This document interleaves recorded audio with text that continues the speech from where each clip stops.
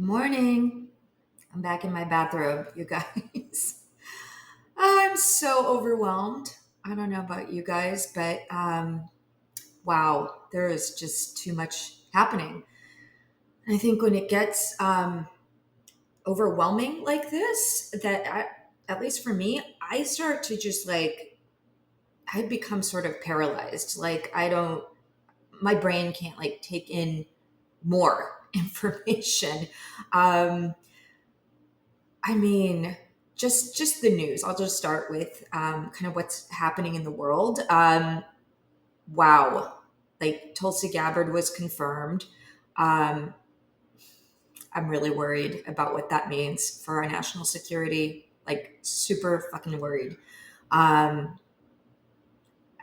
Tulsi Gabbard is literally a Russian asset, you guys.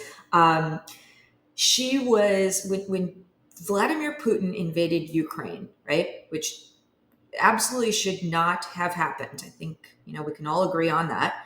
Tulsi Gabbard was blaming NATO and the US for what Putin did.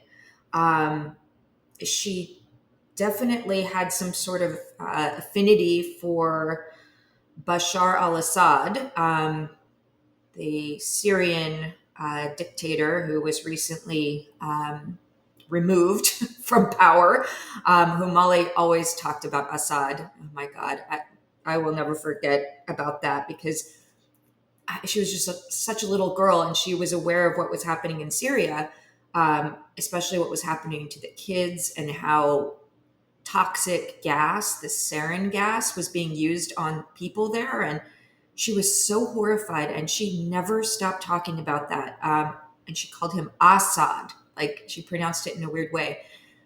But like, what little kid, I mean, she was like 10, maybe 9, 10 years old, is constantly asking their parents about like a Syrian dictator and what we can do to help the people in Syria. I mean, that was her, just wild. And she would be, I mean, she would have so much to say about everything that's going on in the world. So anyway, it's a lot. I'm really worried about what the Trump administration is doing. I know that people want to change. I'm not sure that this is the change that they voted for or need. I don't think this is helping the economy. I don't think this is helping average people. I think what's happening is going to make all of us less safe and secure. It absolutely is, because with Tulsi Gabbard in charge of national security, our allies are going to be less willing to share intelligence with us. So that's how terrorist attacks are prevented, by sharing intelligence, right? So with this lady in there in charge, there's not going to be the same level of cooperation amongst allies to prevent things like 9/11 from happening. So it's scary. I don't understand it. I don't understand Trump's motivations for what he's doing, like why he wants somebody like a Tulsi RFK. I guess I understand, because that was sort of transactional, and Trump is very transactional, as we know. I think he, made a deal with him when he sort of dropped out of the race, and encouraged his supporters to go for Trump, that he could have this position.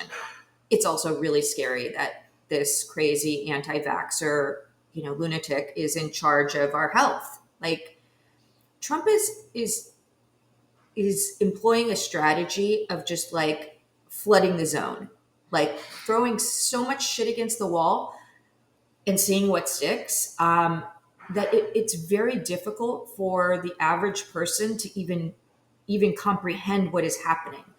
And he is distracting with things like, hey, we're going to take over Gaza and make it the Club Med on the sea or whatever. Like these really crazy statements, which, I get that there needs to be a different approach to what is the Middle East, like what's happened, like doing the same thing over and over again, obviously has not worked.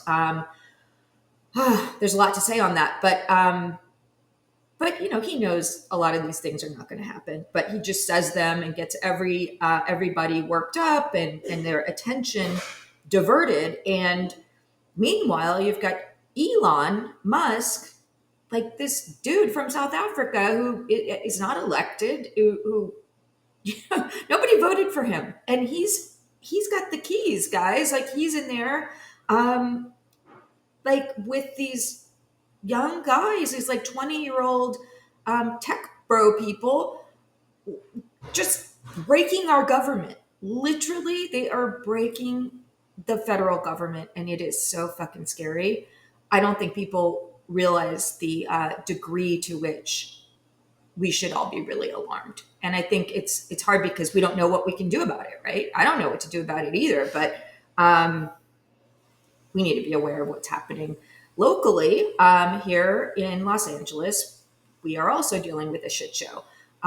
So today, for example, we have rain in the forecast, and it's supposed to be a big storm coming, which is not good because all of the toxic, hazardous debris, who knows where it's going to end up, and there is a possibility of landslides and further complications in the Palisades.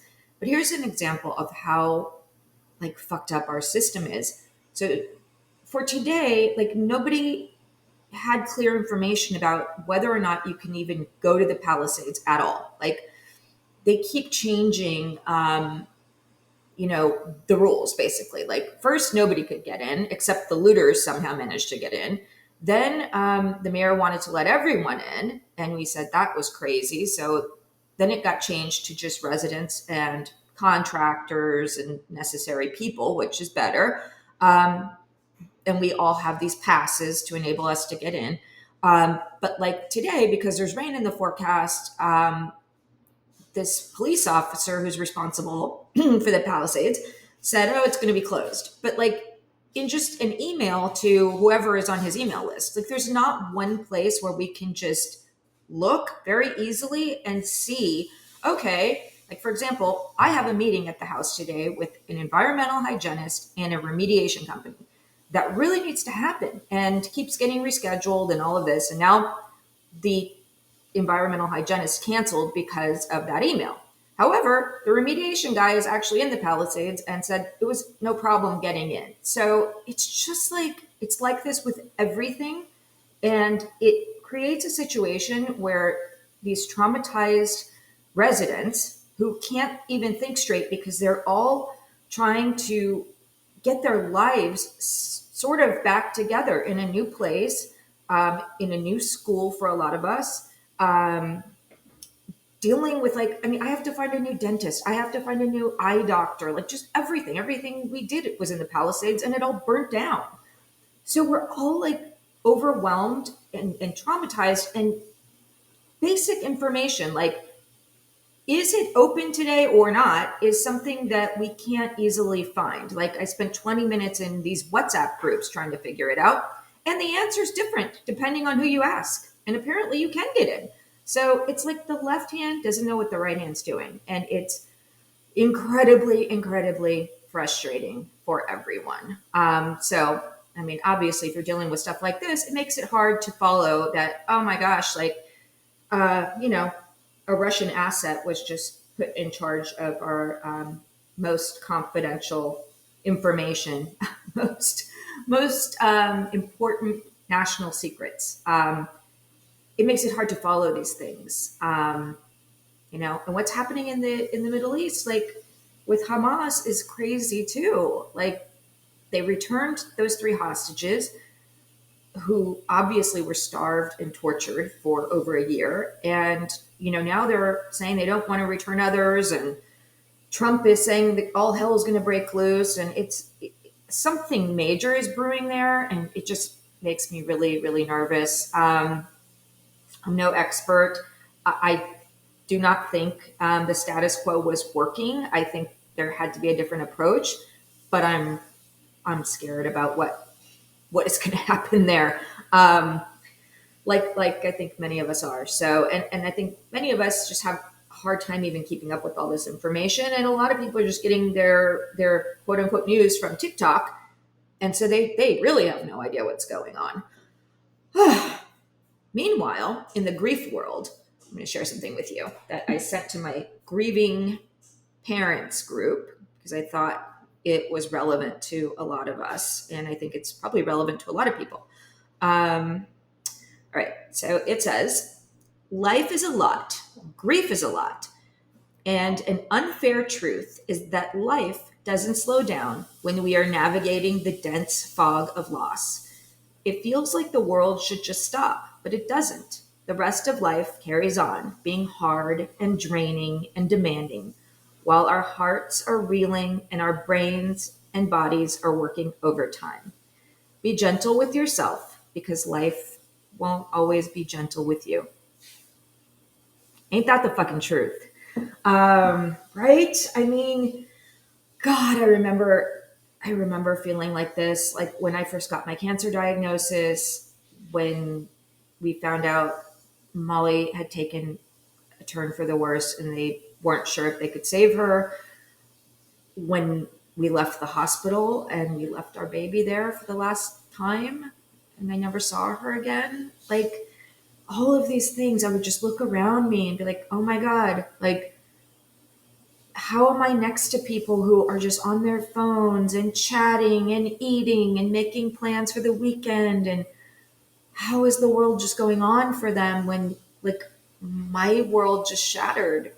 It's, I know, we've all probably been through that to some degree. And I think because so many people are grieving right now, one loss or another, or multiple losses, that a lot of us are feeling that, like, oh my God, my world has stopped for whatever reason because a fire burnt down my house, my community, my school, because I work for the federal government and we're being purged and none of us know if we have a job tomorrow. I have a lot of friends who are in that position. And it's really, really scary what's happening there. It's like so many of us are suffering right now. And like this says, it's like when, your body and your brain like are working overtime and the world just keeps spinning around you. And in this case, the world is spinning like so fast and so much is being thrown at us. It's like, how do you even begin to process it all? And I don't know the answer, but if that's you, I'm here with you. That's me too. It's all a lot. So I'm just going to be here every day, just like every Friday. I'm going to be at my community room, and at least we can commiserate together because it helps. I think it helps me anyway.